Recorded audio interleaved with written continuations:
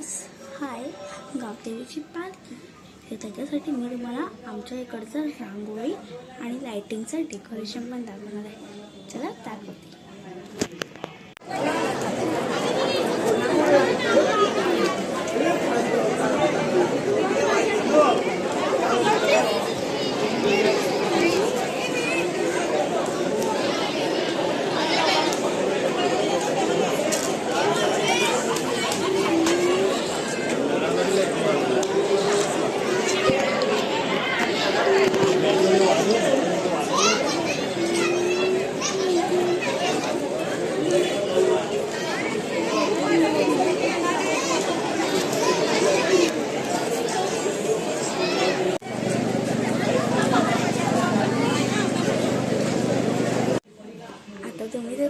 आता तुम्ही बघितलं डेकोरेशन तर गावदेवीचा उदो